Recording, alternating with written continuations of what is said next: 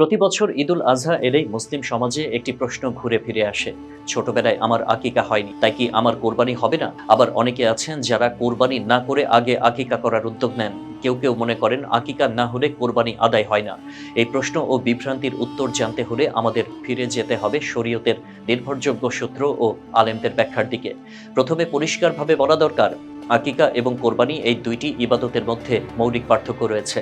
আকিকা হলো নবজাতকের জন্ম উপলক্ষে আল্লাহর শুকরিয়া আদায় এবং শিশুর নিরাপত্তা কামনায় পশু জবাই করার সুন্নাত বা মোস্তাহাব আমল। এটি নবজাতকের সপ্তম দিনে করা উত্তম, তবে পরে করলেও তা আদায় হয়ে যায়। আকিকার নির্দিষ্ট কোনো সময় নেই, সারা বছরই তা করা যায়।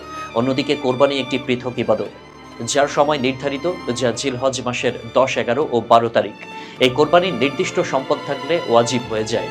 যেমন কারো কাছে এই 3 দিনে 7.5 তোলা সোনা বা 52.5 তোলা রূপা বা এর সমমূল্যের সম্পদ থাকলে তার উপর কোরবানি আবশ্যিক হয়ে পড়ে। কোরবানি না করে শুধু আকিকা দেয়া যাবে কি? এখানে মূল প্রশ্নটি উঠে আসে। একজন ব্যক্তি যদি কোরবানির সামর্থ্য রাখেন, তাহলে তিনি কোরবানি না করে শুধু আকিকা করতে পারবেন কিনা? ইসলামিক দৃষ্টিভঙ্গি হলো কোরবানি ওয়াজিব, অর্থাৎ আল্লাহর পক্ষ থেকে বাধ্যতামূলক। অন্যদিকে আকিকা মোস্তাহাব, অর্থাৎ সুপারিশকৃত কিন্তু ফরজ নয়। শরীয়তের মূল নীতি অনুযায়ী কোনো সুন্নত ইবাদতের কারণে ওয়াজিব ইবাদতকে বাদ দেওয়া কখনোই বৈধ নয়। আলেমদের ভাষায় আকিকা না করা কোনো ব্যক্তির কোরবানি নষ্ট হয়ে যায় না বা বাতিল হয়ে যায় না। এমনকি যদি কখনোই তার আকিকা না করা হয়, তবুও তার উপর কোরবানি ওয়াজিব হলে সেটি করতে হবে। আরেকটি সাধারণ প্রশ্ন হলো, একই পশু দিয়ে কি কোরবানি ও আকিকা দুটি নিয়ত করা যায়? অনেকে এর অনুমতি দিয়েছেন। রাসূল সাল্লাল্লাহু আলাইহি ওয়াসাল্লাম এর একটি হাদিস এখানে অত্যন্ত প্রাসঙ্গিক।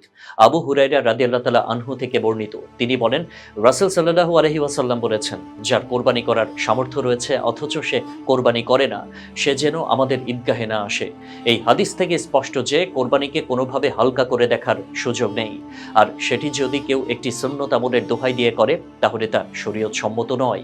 আকিকা করা নিঃসন্দেহে একটি পুণ্যের কাজ, কিন্তু সেটি কখনোই কোরবানির ওয়াজিব আদেশকে অগ্রাহ্য করার অজুহাত হতে পারে না।